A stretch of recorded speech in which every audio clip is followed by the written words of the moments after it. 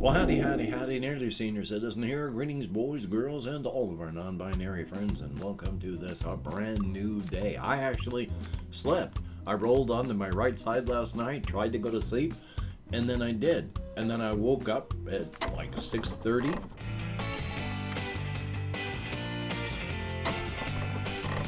Same position, hadn't moved, of course, and when I fall asleep, it's like I'm dead. I do not move. But I slept for like 5 hours, so that's a good thing. It was not raining last night. It is not raining right now. It's gray and diffuse, so thumbs up for that. But yay, hopefully you slept well and are going to have a good day today. And of course, front loading of videos. Hey, if you could toss me a like, it'd be very cool. If you could subscribe to the channel, it'd be awesome. If you could leave me a comment, that'd be double plus good. And I would like to thank each and every one of my Patreon patrons. Hopefully I've got this list updated. Not today, I feel. I have therapy, so I'm gonna get it soon.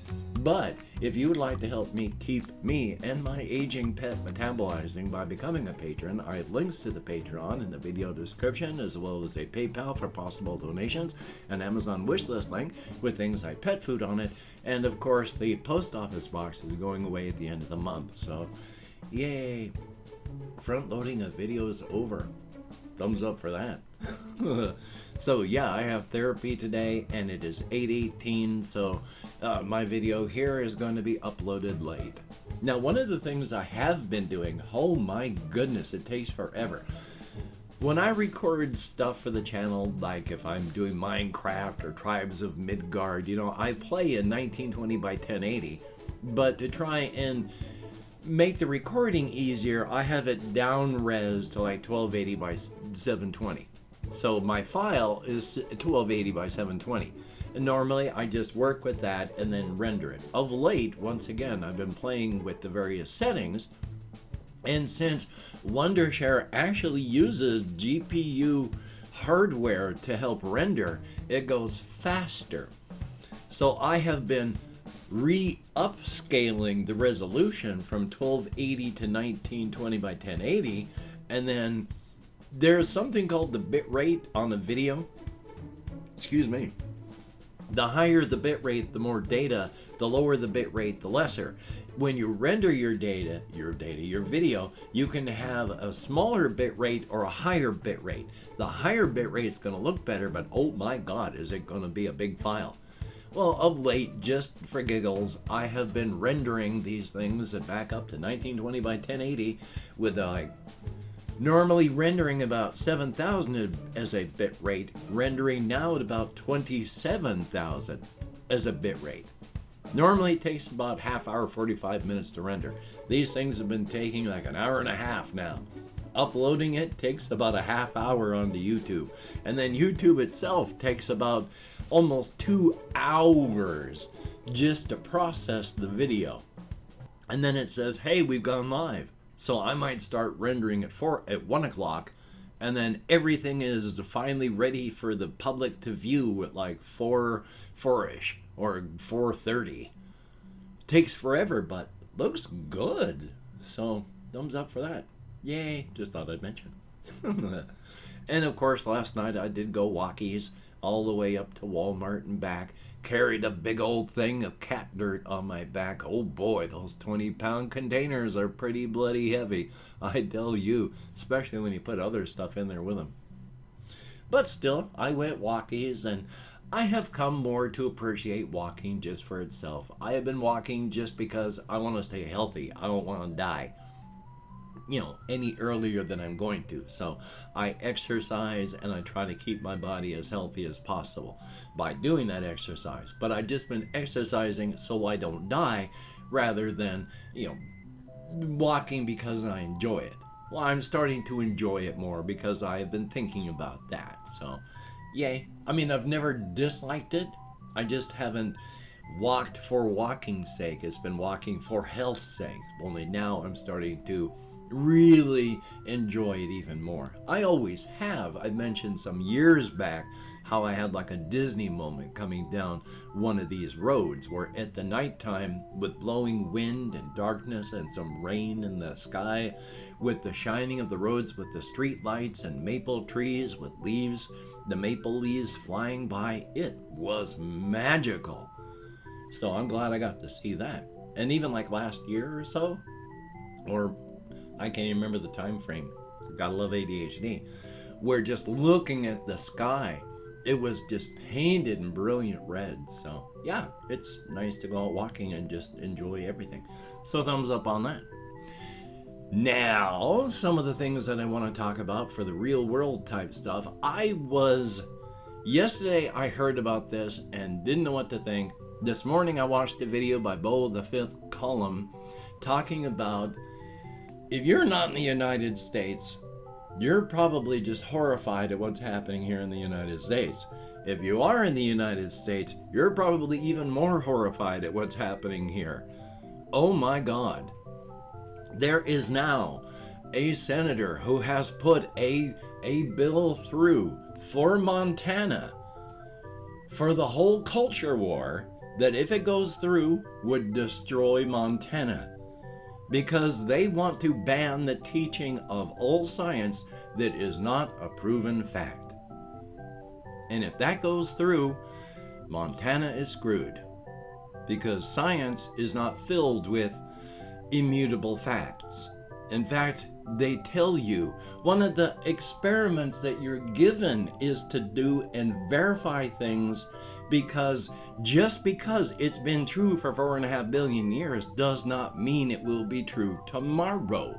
We can make predictions, but that doesn't mean it's going to happen. So you are actually given the tools. Measure the sunrise, measure the way the earth spins, try and prove it wrong. Theory in science doesn't mean it's like, oh, we're just floating it out there as a guess. No, theory is as close to fact as you can get, but it is not immutable truth. I mean, even the speed of light, we're constantly playing with that to see if that is actually true. So far, yeah, but they keep playing with it. Science is not immutable fact. So as Bo points out, if this goes through, Montana is so badly screwed because no other state will ever hire someone who graduates public education and college in Montana. Because if you want to get hired outside of Montana, if you want to go to college outside of Montana, you'll have to go through public school, and then you'll have to take another college course to teach you everything you should have learned in high school so that you can go onward and be with the rest of everyone.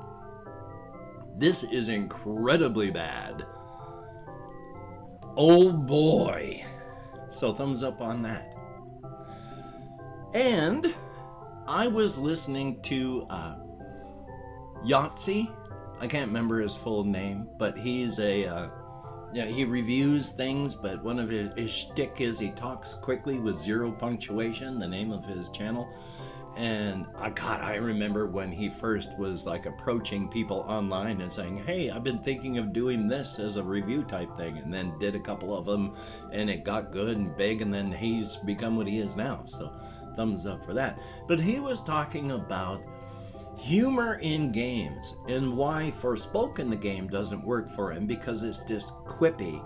Everything is just quips, no motivational, no character driven stuff. It's just something happens, there's a quip. A quip can rob the whole moment of its emotional impact. But a game like High on Life, with the unfortunate Justin Roiland situation, I find that game funny because I have found his type of delivery funny. That stuttery, kind of repeating yourself, and it's over explaining.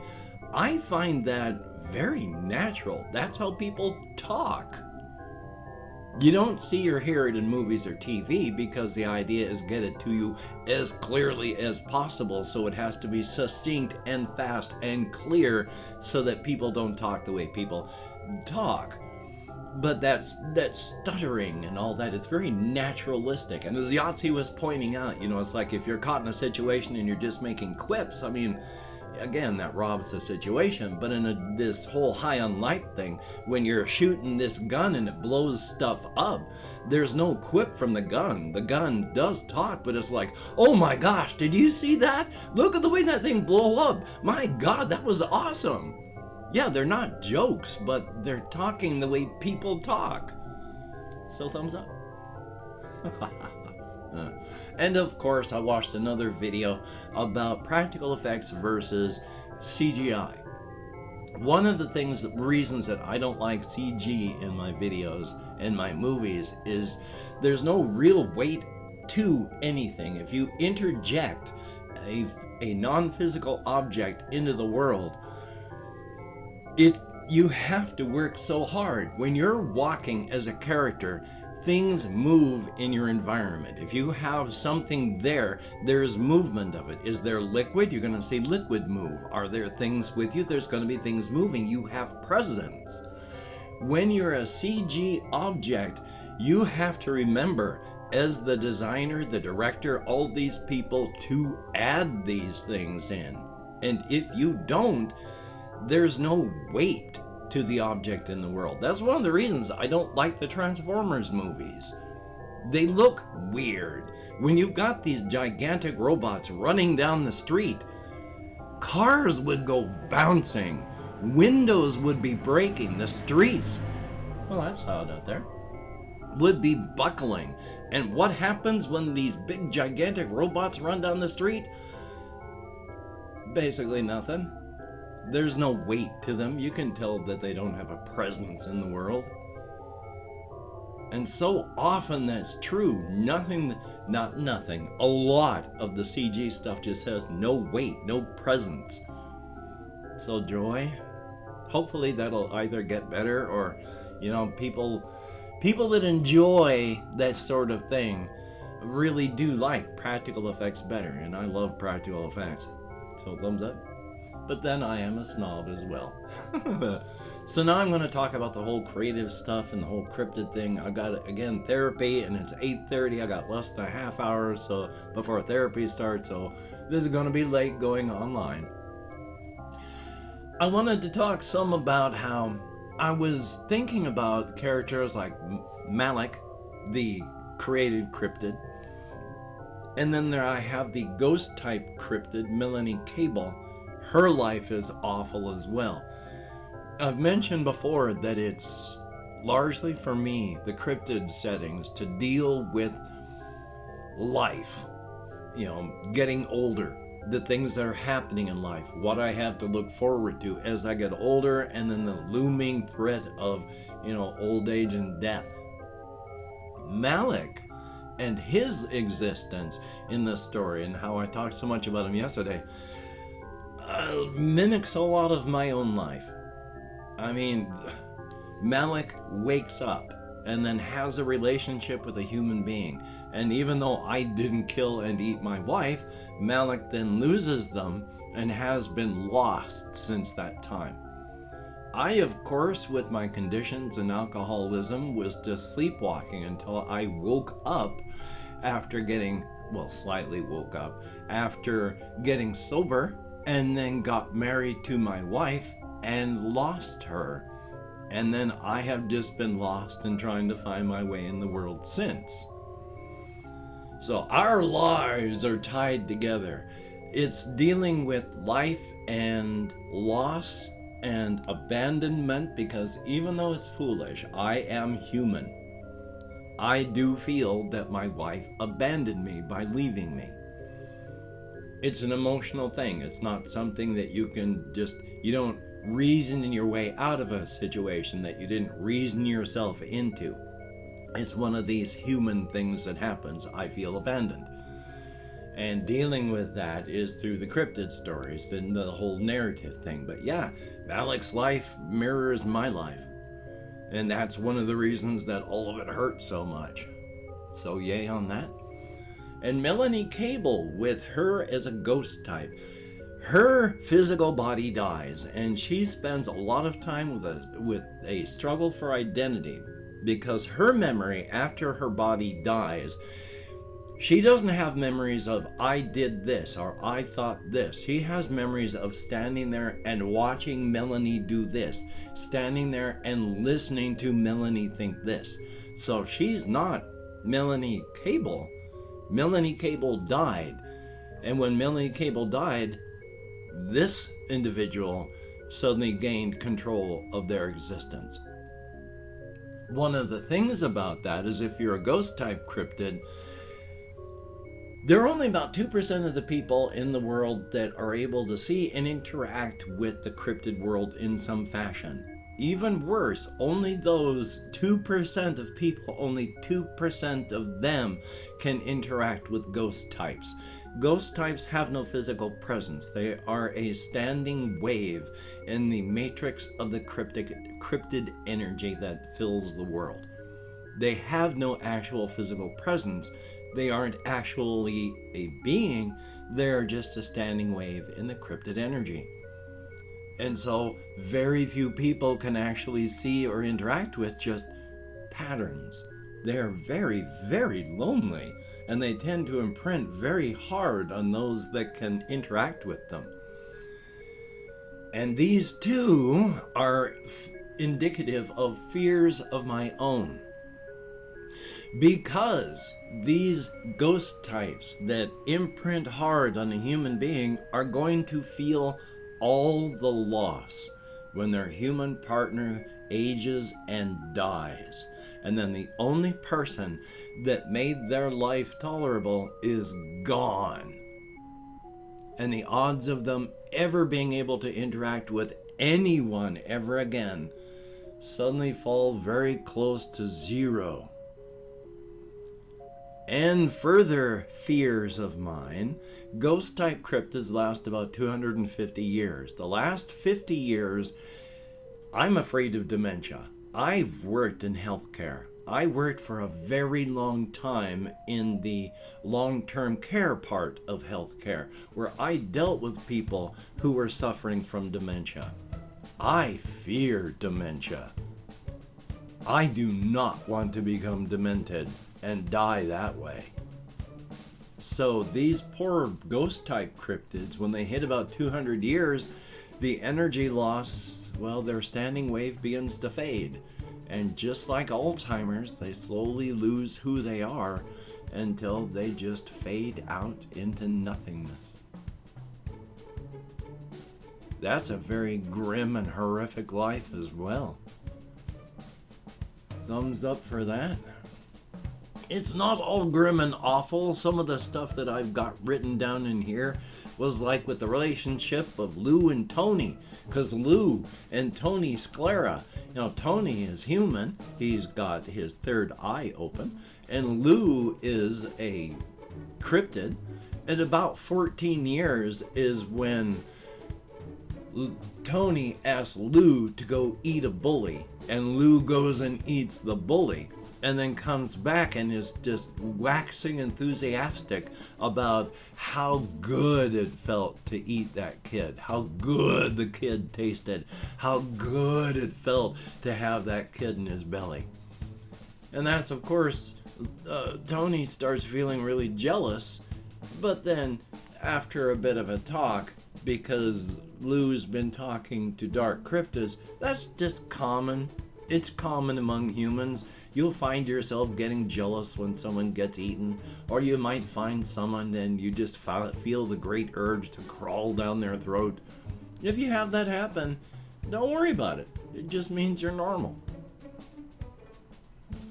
And I've opened up 24 hours worth of comments in my community tab. Going to go through and thank however many people have left me comments in the past 24 hours. If I mispronounce a using the name, no disrespect is intended. And even though I count American Sign Language, well, I got less than a half hour before therapy. Jesse Koskinen, good to see you in the comments. Legoless Cheese Wheel. Legoless Cheese Wheel, thumbs up, thank you much. Bigfoot67, greatly appreciated. JAYY, thumbs up, thank you much. And yeah, poor Malik. And then there is Chris, greatly appreciated. And Flora Mew, thumbs up, thank you very, very much. It is good to see you. And yeah, I hadn't even thought about the disassociation part. But that is a very good point. And then we have Chris, thumbs up, thank you. RJ Mitchell, and yeah, dealing with loss and other issues through narrative fashions is a very good idea. Cinema Surge, thumbs up, thank you. And there is Douglas Clapper, and that is it. 10 people who left me comments in the past 24 hours. Excuse me. You get me out of my head, into the world, dealing with real people. Thumbs up and thank you.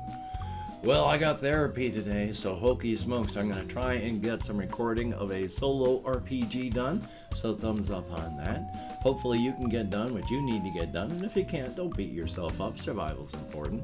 And no matter where you are, if people are getting sick, just take appropriate precautions. If people are getting hurt, again, take appropriate precautions. And if you're out walking and you happen to hear the mournful howl of the bus horn, the bus with your name on it, well, there are no precautions you can take.